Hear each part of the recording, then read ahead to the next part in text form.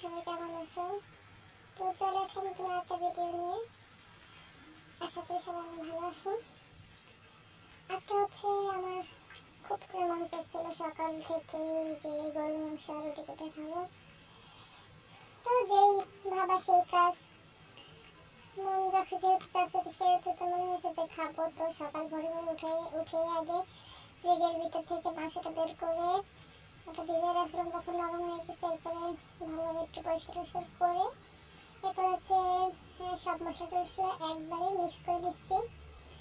এদিকে আবার আজকে এত পরিমাণ গরম পড়ছে, মানে অসম্ভব গরম, যা বলার বাইরে, সহ্য করার মতো না। তারপরেও আমি মন চাইছে তো তার জন্য মনে করো যে ঝামেলাটা করলাম।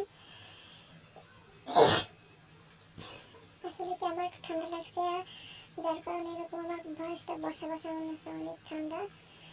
তো এই ভিডিওটা হচ্ছে আজকে যে ছাড়ছি 2 দিন আগে করা। তো এরপর হচ্ছে আমি আমার মাংসটা আমি সবসময় করি কি যে এটা একটু কড়াইতে কষাই তারপরে প্রেশার কুকারে দিই, একবারে দিয়ে দিই না প্রেশার কুকারে, তাহলে আমার কাছে কোনো কেমন যেন ভালো লাগে না। এক একজনের এক এক রকমের ইচ্ছা। তো এই জায়গায় আবার রুটি বেলার জন্য চালের গুঁড়া নিয়ে এসে সেটা রাখা ছিল। তো আমি ভাবতেছিলাম কি যে এই চুলার মাটির চুলাই এটা কষাইয়ে তারপরে প্রেশার কুকারে দিয়ে দেবো। তো এই দেখো আমার কষানো প্রায় হয়ে আসছে এরপরে প্রেশার কুকারে দিয়ে দিয়েছি। তো কিছু সময় পরে আবার হওয়ার পরে তার একটা নিয়েছিলাম, সসটা একটা শট নিয়েছিলাম, হয়ে গেছে তখন মাংসটা। তো এরপরে হচ্ছে আমি ভাবি মিলে রুটি বানানো করছি। রুটিটা তাড়াতাড়ি যত তাড়াতাড়ি পারি বেলছি আর আমি এবার ভাজছি। বেলা যখন অর্ধেক শেষ হয়েছে তখন আবার এসে আমি ভাজাভাজি শুরু করে দিচ্ছি।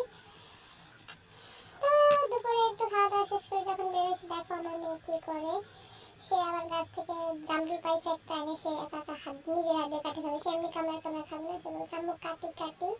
আমাকে সে কি যেন আছে না, তাহলে তুমি কাটো। তা সে কাটাকাটি করতেছে। তো বিকেলে এই ব্যবসা গরমে মানে আল্লাহর রহমতে একটু কোনো মতো একটু বাতাস ছাড়ছিল, তো বের হয়েছিলাম। তো আবার দেখলাম গাছে অনেক পরিমাণ লেবু আসছে, তাই একটু ধীরে ধীরে দেখতেছিলাম।